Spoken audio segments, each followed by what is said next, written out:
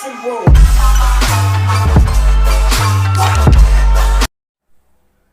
हाँ तो दोस्तों, आज हम बात करेंगे मॉडर्न हिस्ट्री के एक बहुत ही भयानक, बहुत ही शानदार टॉपिक के बारे में। जैसा कि आपको पता है, हमने अभी अभी फिलहाल में रिसेंटली पिछले वीडियो में हमने साइमन कमीशन के बारे में पढ़ा है और मतलब जान झोंक देंगे इस पूरे टॉपिक के अंदर, क्योंकि यहां से क्वेश्चन आना लाजमी है और बहुत ही इंपॉर्टेंट क्वेश्चन बनते हैं। लोगों ने पढ़ा सबने है जिन्ना को, लेकिन समझा किसी ने नहीं है। और आज हम क्या करेंगे, इसको समझेंगे। पढ़ना अलग बात होता है, समझना अलग बात होता है। और यूपीएससी क्या मांगता है? पढ़ना नहीं मांगता भाई, यूपीएससी मांगता है समझना, क्योंकि उसको अपने को राइट भी करना होता है, लिखना भी पड़ता है, तो उसके बारे में अपने को पूरा लिखना है। तो आज मैंने क्या है ना कि सीधा पहले ही लिख लिया है, तो आप इसके बारे में बताना कि मेरे को पहले लिखना चाहिए या फिर वीडियो के अंदर लिखना चाहिए, ठीक है? तो वो सब आप मेरे को बता देना कमेंट बॉक्स में। तो देखते हैं अभी। तो अपने को पता है कि 1919 के अंदर ब्रिटिश गवर्नमेंट चार्ल्स मॉन्टेग्यू वो लेके आई थी, रिफॉर्म लेके आई थी, सॉरी एक्ट लेके आई थी, गवर्नमेंट ऑफ इंडिया एक्ट 1919। तो उस एक्ट के अंदर इन्होंने हमें क्या दिया था? पार्टिसिपेशन दी थी इंडिया वालों को एडमिनिस्ट्रेशन के अंदर। अब ये क्या कह रहे थे कि भाई एक अपना साइमन कमीशन आया था 1927 के अंदर आ गया था। उसके अंदर 7 के 7 मेंबर्स कैसे थे? ब्रिटिश के, जिसके कारण इंडिया के सभी कम्युनिटी के लोग, सभी की सभी बड़ी जो पार्टीज थी, वो सभी की सभी क्या कर रही थी? साइमन कमीशन का क्या कर रही थी? विरोध कर रही थी। अब दिक्कत ये आ गई कि विरोध तो कर रही थी सर, बात सही है आपकी, लेकिन फिर साइमन कमीशन को भी मतलब जो इंडिया के सेक्रेटरी ऑफ स्टेट था जॉन बिरकेनहेड, उन्होंने कहा कि कोई दिक्कत नहीं है, अगर तुम भाई देखो साइमन कमीशन तो बन के आ गया है, अब उसको तो नहीं हटा सकते ना, वो तो ब्रिटेन से बन के आया है। अब आप क्या करो, आप भी कुछ रिपोर्ट बना दीजिए, हम उनको भी क्या कर लेंगे, जो आपका एक्ट अधिनियम बना रहे हैं उसके अंदर उसको भी इंक्लूड कर लेंगे, आपके भी पढ़ लेंगे। तो ये सब बातें देखते हुए हमने सोचा कि भाई ठीक है, करते हैं बात इसके ऊपर, इस टॉपिक के ऊपर भी डिस्कशन करते हैं। उन्होंने भारत वालों को भाई साहब वो लग गया कि भाई मतलब जो अपना ये बनाया है ना, ब्रिटेन ने बनाया है, कौन सा? साइमन कमीशन, उसको उन्होंने चुनौती की तरह ले लिया कि इससे तो अच्छा बनाएंगे हम अपना रिपोर्ट, ठीक है? तो भाई साहब साइमन कमीशन को भी कह दिया कि तुम भी रिपोर्ट बनाओ, इधर इंडिया वालों को कह दिया कि तुम भी रिपोर्ट बनाओ। तो इंडिया की कमेटी बैठी हुई इसके ऊपर रिपोर्ट बनाने के ऊपर। 1928 के अंदर नेहरू, जो कि मोतीलाल नेहरू थे, वो लीडिंग कर रहे थे कांग्रेस को उस टाइम पे।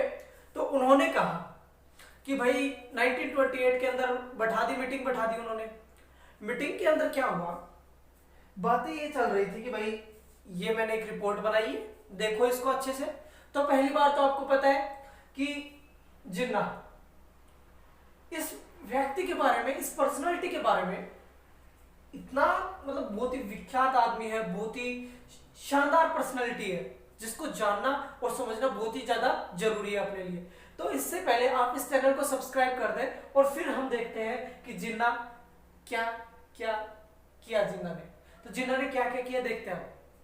आपको पता है 1905 बंगाल विभाजन, बंगाल डिवीजन, उसके अंदर 1909 सेपरेट इलेक्ट्रोड्स आया था पहली बार, 7 के अंदर भी आ गया था।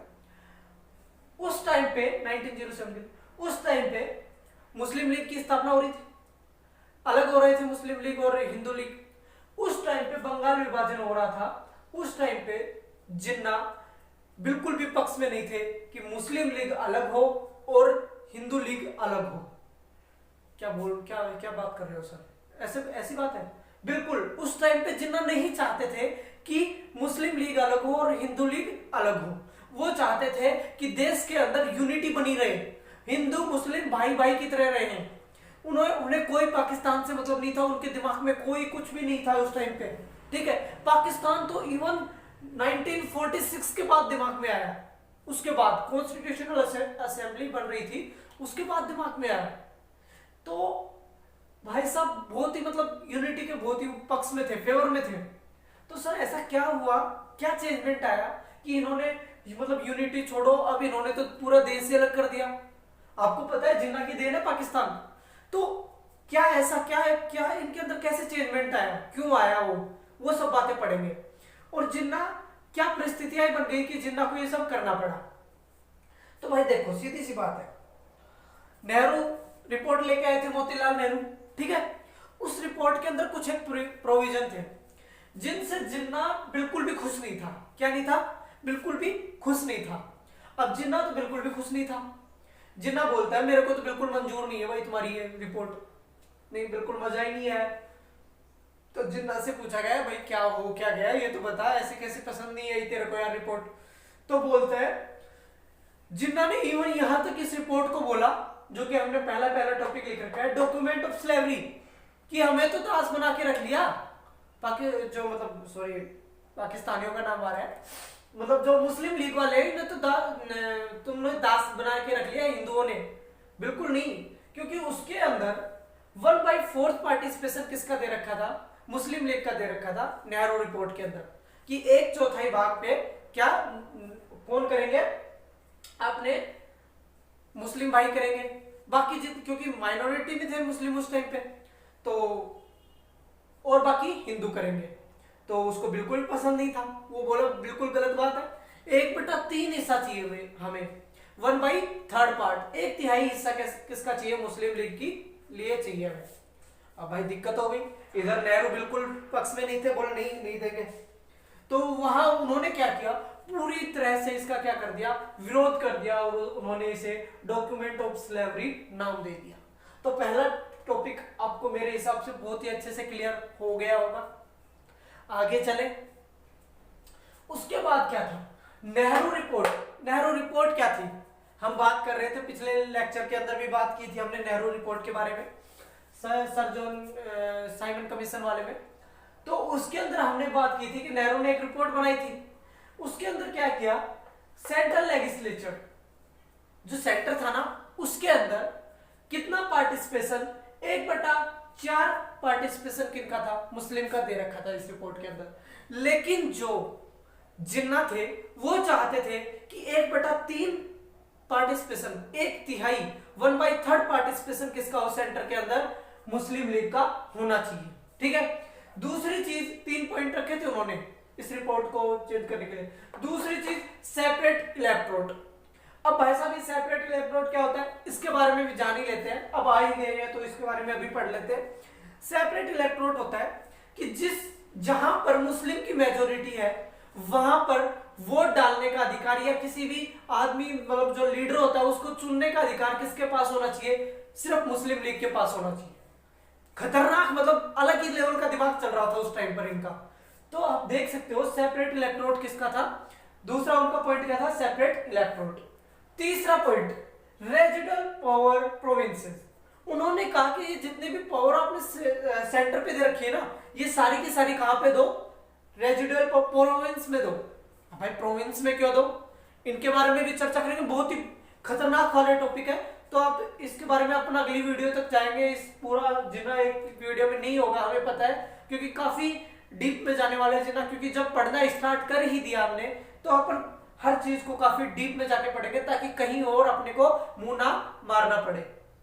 दोबारा बोल रहा हूं, चैनल को सब्सक्राइब कर देना, क्योंकि जो भी नए वीडियोस आएंगे आपको नोटिफिकेशन टाइम टू टाइम मिलता रहेगा, ठीक है। तो उसके बाद जैसे ही नेहरू रिपोर्ट हुई, तीनों के तीनों पॉइंट बताए उन्होंने, नेहरू ने साफ मना कर दिया, भाई नहीं कर सकते, नहीं कर सकते, आप जो मांग रहे हो ना वो असंभव है, नहीं कर सकते। तो भाई साहब जिन्ना को तो लग गई दिल पे बात, उन्होंने कह दिया आज भारत मतलब ये तो आजाद नहीं हुआ, जिस दिन आजाद हो जाएगा उस दिन हमारा क्या होगा है, आज ये इतना सब कर रहे हैं, ठीक है। तो दिक्कत हो गई। फिर जिन्ना बोले, भाई जिन्ना के 14 पॉइंट आए, कितने? 14 पॉइंट। सबसे ज्यादा इंपॉर्टेंट है ये जिन्ना के 14 पॉइंट। इनमें से बातें उठा के यूं पूछ ली जाती है यूपीएससी के अंदर, किसी भी ऑप्शन में डाल दिया ये वाला पॉइंट, और भाई अपन देखते रहते हैं यार ये तो मतलब जिन्ना पढ़ा हमने पूरा था, मतलब आ कहां से गया। तो वो सब बातें हम आराम से डिस्कस करेंगे 14 के 14 पॉइंट को अगले वीडियो के अंदर। लेकिन 14 पॉइंट्स को भी अब एक साथ याद रखना तो मुश्किल हो जाएगा, तो हमने उसको 4 मेजर पार्ट्स में बांट दिया। वो अब अपन बात करते हैं कि 4 मेजर पार्ट्स में कैसे बांटा है अपन ने, ठीक है।